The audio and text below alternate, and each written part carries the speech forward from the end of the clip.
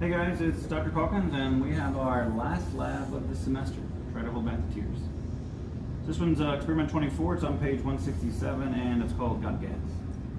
Kind of like me over the last 2 weeks, trying to do all these experiments to post them on YouTube. We're going to look for gas, in this case hydrogen gas. So as we think about gases, think about the ideal gas we talk about in lecture. The ideal gas assumes that no intermolecular forces exist. That's throwing away our entire chapter in week 9. Definitely not what we want, but it does help with the math. It's also assuming that they fly in straight paths, so tornadoes and hurricanes don't exist, and that's definitely not the case either. It's also assuming that when you run into something, it's elastic. So if you hit a deer with your car, you both bounce, nobody gets hurt, nobody gets damaged, no money is spent fixing your car, no broken bones in the deer. And we definitely know that energy is transferred, but we're assuming it doesn't transfer in the ideal gas situation. So assumptions aside, it is pretty close to actual real gas, and we're trying to prove that in lab today. A couple of the ideas that we talked about in lab, at least in lecture, that we're going to prove in lab, is how things are related. So pressure is opposite to volume. Think about kids in a playground. If you have the entire 3rd grade at recess, but now you give them half of the volume of the playground because maybe Johnny pukes on the slide, who knows. But if you take all those kids and then you squish them to half the volume, that's going to make the pressure on all those toys go up. So pressure increases as volume decreases. So the pressure of all those children on toys is like gas molecules in a container. If you squish the container, the pressure goes up. The opposite's also true, so pressure would decrease if you increase the container, increase the volume. So if you took those kids at recess and you let them play in the field next to the swing sets, now you're giving them twice the room to play. That's going to cut your pressure in half. So those are opposites. And of all of them, they're the only ones that are opposites.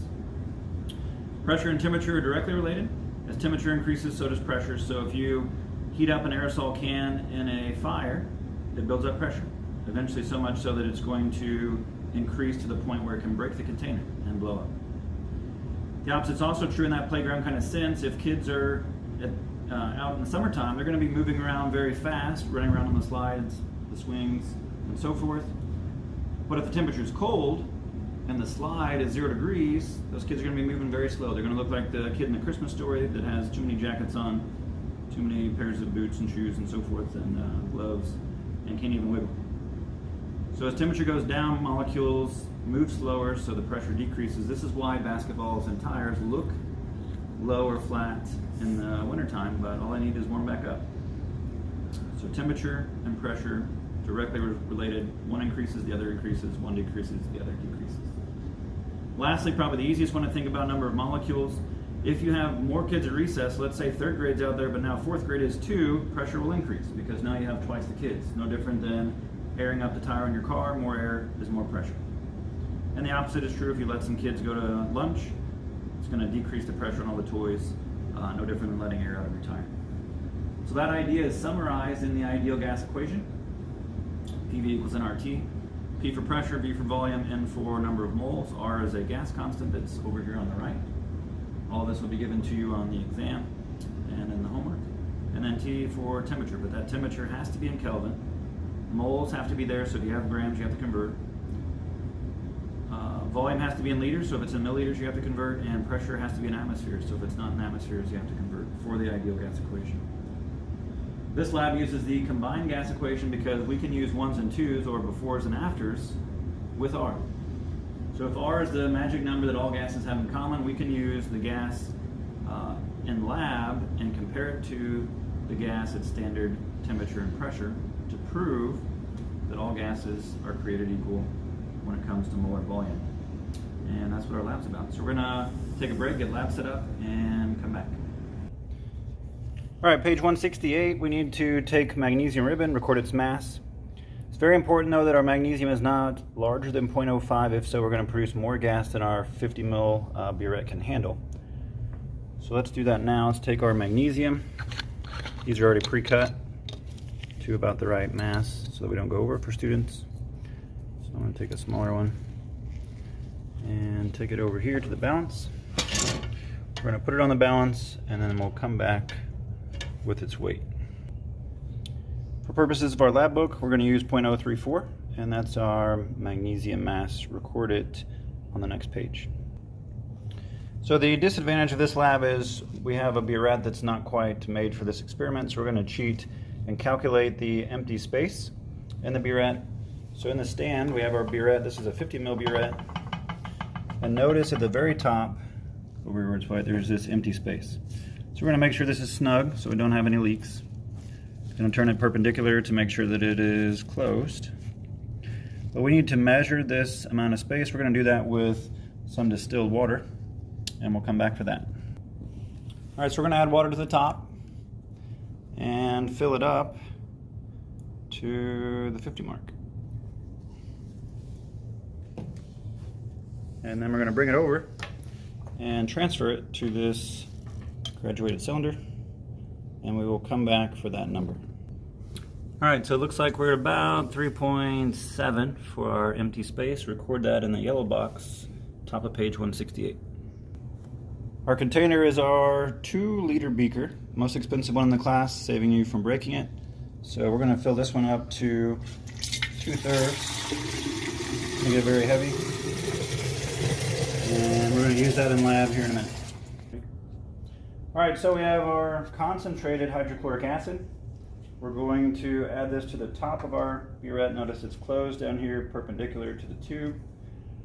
We're going to add to about the 45 ml mark. That's about 10 milliliters. It doesn't have to be perfect. This is nasty stuff. Eats cement off of bricks. Eats skin off your arm in a hurry. So there's almost up to our empty space, which we know is about 3 and some change.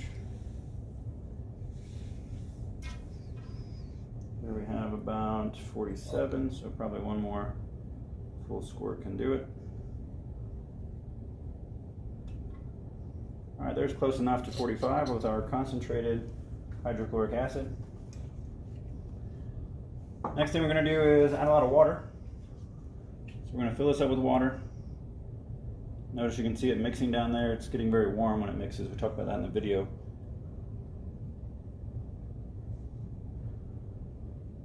And we're going to go up here about 2/3, 3/4 of the way.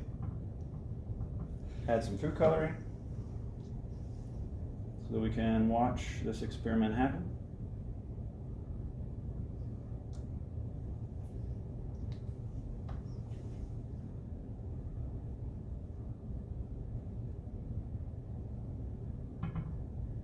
Going to fill it all the way to the very top.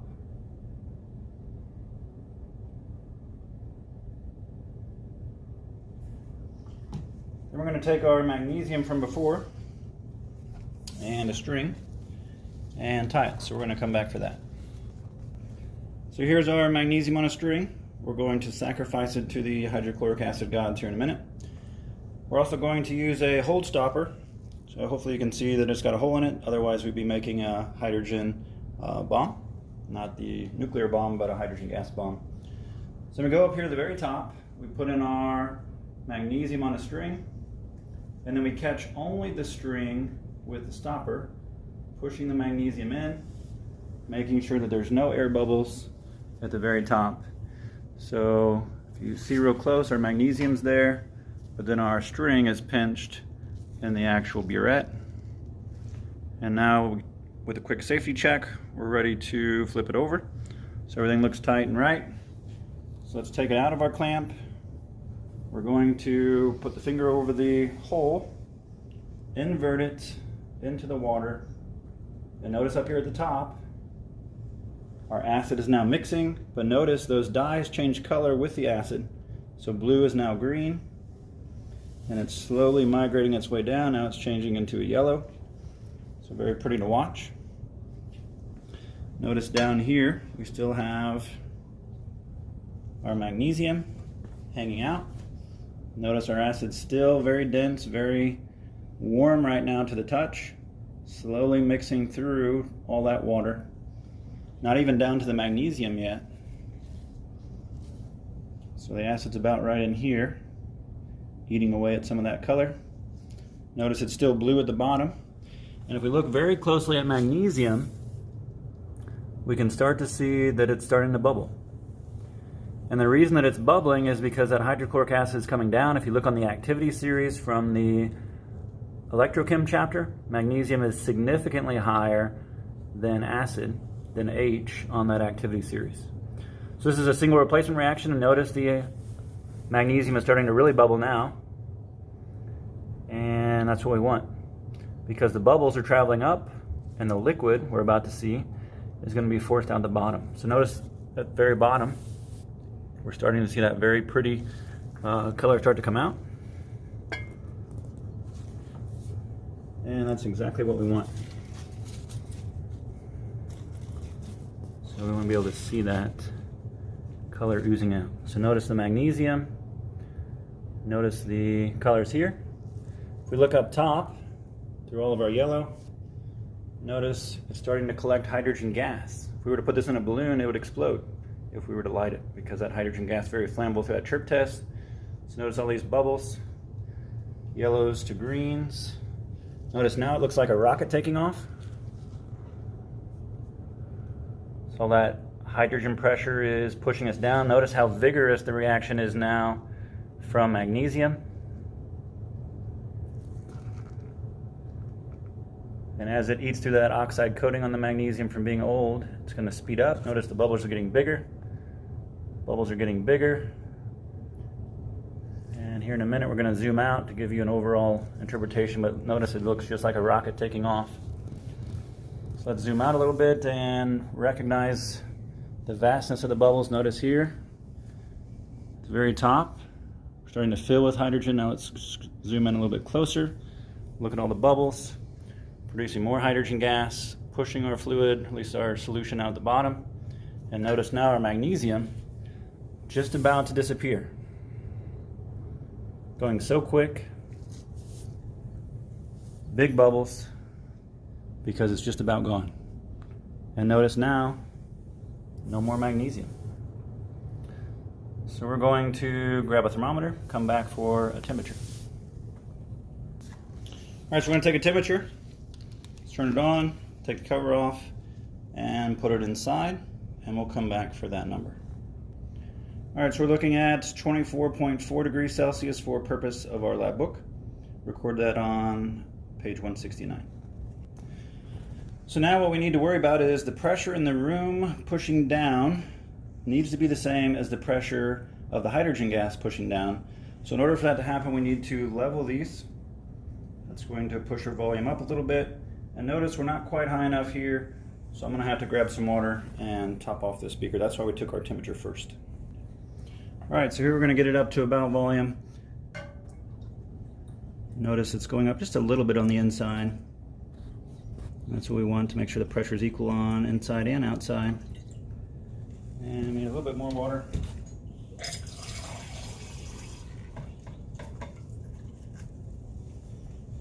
Not quite there. All right.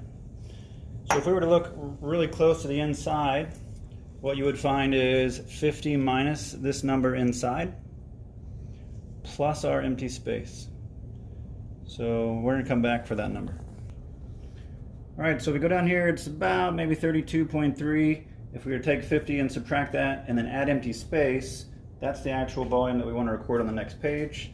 And to save you a little time, we're going to call that 36 milliliters on the inside of the burette with the empty space. All right, so this lab is done. All we need to do is clean this up because we've diluted it in almost 2 liters of water. It's not much stronger than toilet bowl cleaner, so it can go down the drain.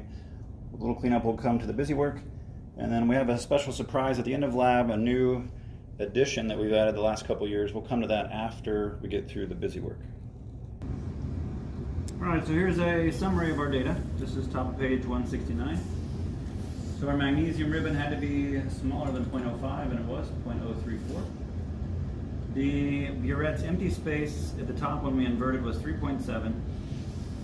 The temperature of the water as well as the temperature of the gas inside the tube we're assuming is the same. That's 24.4 degrees Celsius. And then we got a total of 36.0 milliliters after we took 50, subtracted the number from the bottom of the burette, and then added our empty space to it. And we got 36.0. What's missing is the barometric pressure. We're going to have to go next door to Intro Chem to get that number, so we'll be right back. All right, here we are next door in the Intro Chem lab. Looks like our barometric pressure today is 742.5. We're going to pretend that it's 745 for purposes of lab. So 745 should complete our page 169 observation data table. So as we go down, we're going to do your favorite part, the calculations. So the first calculation that they want us to do is to find the moles of hydrogen gas. This is a single replacement reaction. Magnesium is the single by itself. Hydrogen chloride is the married couple. And magnesium replaces hydrogen in that reaction to make magnesium chloride, kicks hydrogen to the curb, and us, in our case, that's what bubbled to the top of our burette. So we need to calculate the moles of hydrogen gas based on this equation. So let's go up to our top number. Here's our magnesium mass. Let's bring that down here. 0.034 grams. We have two conversions. The first one is grams of magnesium, so that needs to go away. Grams of magnesium. We know in 1 mole of magnesium on the periodic table, it'll tell us the mass, which is 24.31. So again, that's magnesium on the periodic table. Look at the bottom of its little box, atomic weight. We need moles of magnesium to cancel, so let's bring it down here. And then we're going to get moles of hydrogen on top. Notice it is very similar to what we just saw before. The mole runs across the ground and gets scared, goes down, and then buries deep. We just don't need that last conversion in this case because we're not converting to grams. Moles of hydrogen is up here. That's an imaginary 1. And moles of magnesium is over here. That's also an imaginary 1. So that didn't really do much other than convert our units. So here we should get 0.0014 moles of hydrogen gas. And that completes that one. As we move down, and that number will go to the next page, or at least be used in the next page at the bottom. The next one says, calculate the pressure of hydrogen gas. Well, we already know that the room had a pressure of 745 millimeters of mercury. We saw that in our barometer next door. We need to find our temperature, which was 24.4. So find our temperature of 24.4. Here we have about a 22.4, which is close enough. So again, temperature of 24.4 rounds down. So again, we're going to use this vapor pressure for water because our water got warm during this reaction. So this is the added pressure from water that we need to subtract. So 22.4 millimeters of mercury from the water minus the actual room itself gives us our 722.6 millimeters of mercury for our next page. Lastly, in this entire homework, you've noticed we have to be in Kelvin. Our temperature was 24.4 degrees Celsius. We're going to add 273, and that's going to give us our 297.4 Kelvin. And that'll also go to the next page. So take those numbers and move to the next page now. All right, so here we've brought our data, or at least our calculated values, over from the previous page to page 170. So here's our corrected pressure for the lab of 722.6. Here's our volume for our lab inside of our burette, added empty space, that's 36.0 milliliters, and then our corrected temperature to Kelvin was 297.4 Kelvin. We know from standard temperature and pressure that the pressure is 760 millimeters of mercury. The volume is what we're looking for. We learned in class that that number is 22.4, and that's what we're hoping to find. And then lastly, our temperature, which was 0 degrees at 273, gives us 273 Kelvin. So we're going to use all these values in this formula and then see how close we get. So to do that, we need to solve this formula for what's missing, and that's volume STP. We need to solve for that variable. So in order to do that, take some algebra. Nobody's favorite, I'm sure, unless you're going to be a math teacher. So the easiest way to do this is to cross multiply and then divide. So if you cross multiply, you're going to get pressure lab, volume lab, and temperature STP. You cross the other way, you're going to get temperature lab. Zoom out a little bit. So temperature lab, cross up, we get pressure STP and volume STP. So now everything's in the numerator, which is good. But they call it cross multiply and divide for a reason, because now we still want volume STP. We don't want these, so we divide by temperature lab and pressure STP on both sides. This side they'll cancel, that was the point. But on this side, what's more important, and you'll see this in the homework a lot, probably half the homework is like this. When we bring that temperature lab over, notice the temperature can cancel. And notice pressure STP can cancel with pressure on the top, so those can cancel, those can cancel. We're going to be left with volume, and that's exactly what we want. So here's our formula. All of this equals volume STP, and that's what we're going to bring down. So I'm not going to zoom in and out a bunch of times and make you dizzy, but at the top of your table is the values we need. So basically we have volume STP equals 3 values on top and 2 on bottom. So the first value is pressure from the lab. That was our 722.6 millimeters of mercury. Then we want volume of the lab, top of the page. So 36.0 milliliters. Temperature STP. So that was from our given part of the table up top.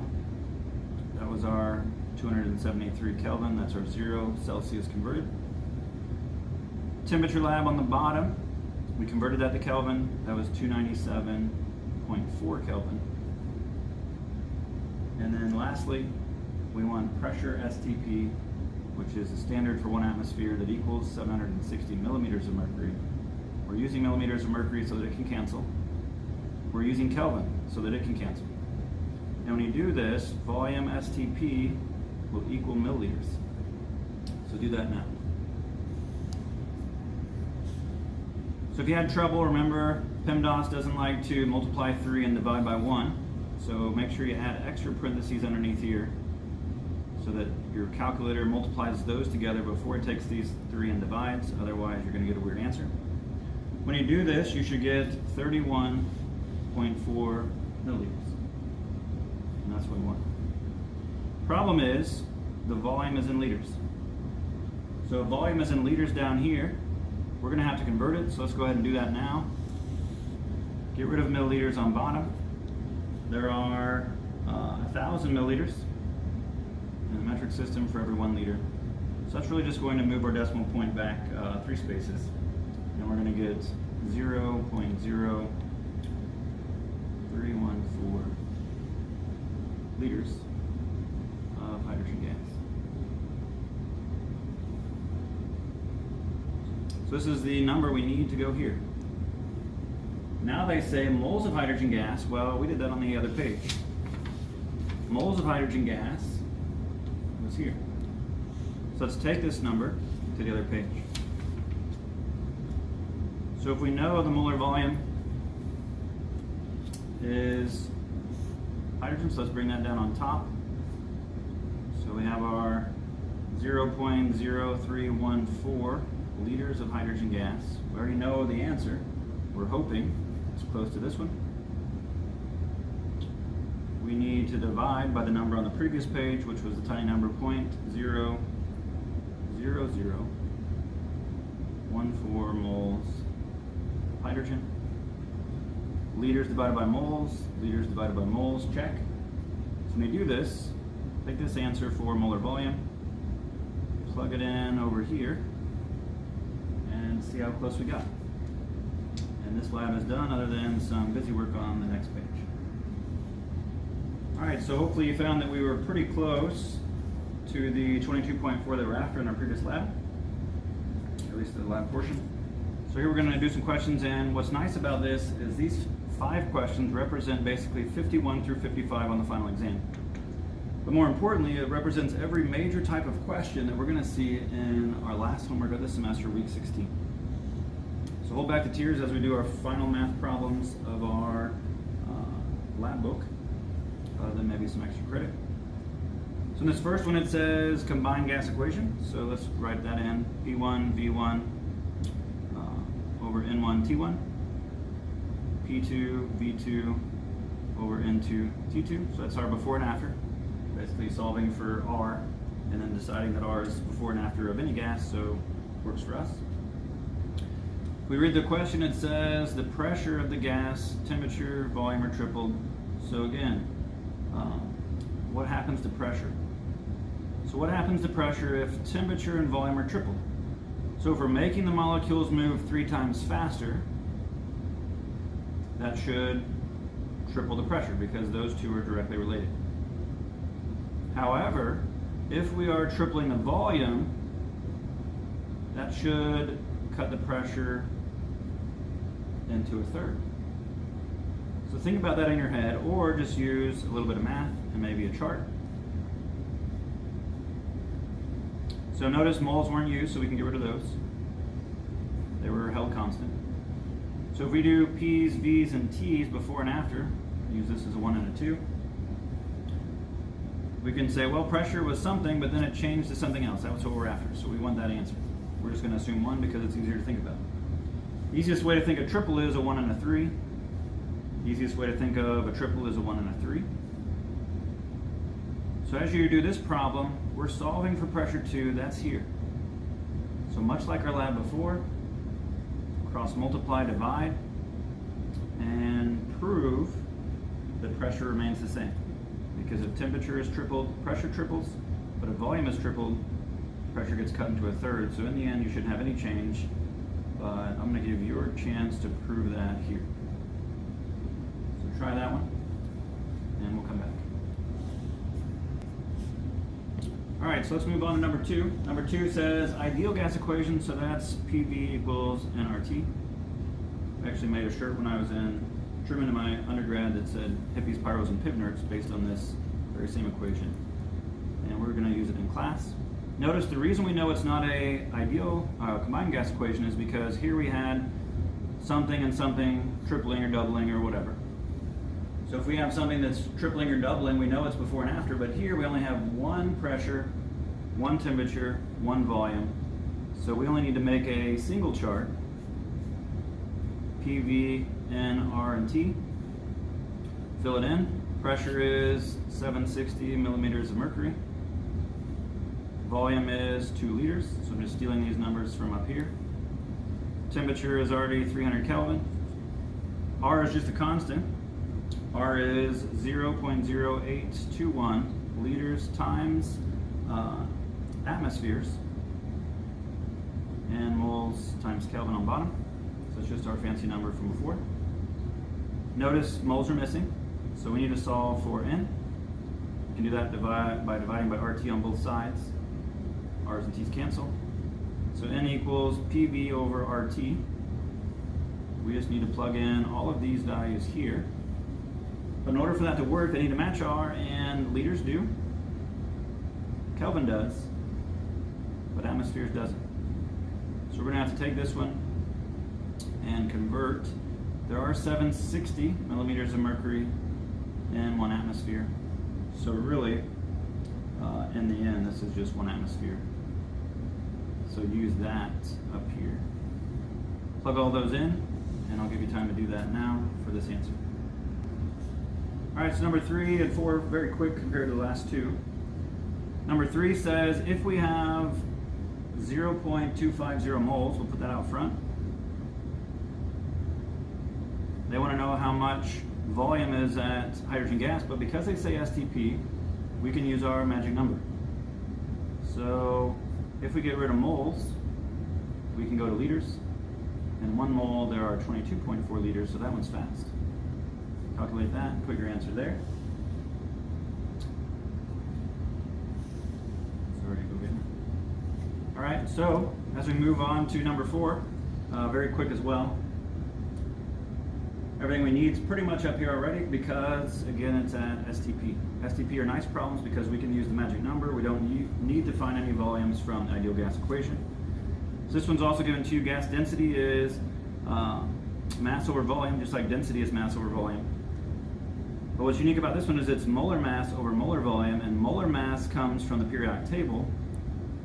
Molar volume is just our magic number. So hydrogen gas. So again, density is mass over volume, or in our case, molar mass over molar volume. Molar mass of hydrogen would be H plus H from the periodic table. Divide that by the magic number 22.4 liters per mole. This is grams per mole, and moles will cancel. So you'll get the answer there. So last problem on this lab, then we do have a small surprise and a small lab addition afterwards. It's not in your book, but I'll give you the handout online. So number 5 says 22.4 liters of hydrogen gas. We want to know the mass of magnesium. So mass of magnesium just means grams of magnesium in the end. We have 3 conversions, just like we've seen in the last 3 chapters. Hopefully this is getting redundant and easier at this point. The volume of the gas was 22.4 liters. And notice our mole runs across the top, gets scared because he doesn't like math either, and dives underneath. We just need to fill in the blanks. So liters of hydrogen goes down. And 1 mole of any gas, hydrogen included, we can use our magic number because we're at STP. So 22.4 liters there. So that was kind of a wash because those numbers will cancel as well as their units. So now we have 1 mole of hydrogen gas. That needs to cancel down. And then this was grams of magnesium, so bring it over. This is magnesium because they too need to cancel. And now we just need these numbers. Those always come from coefficients, so find magnesium, that's here, that's an imaginary 1. So bring that here.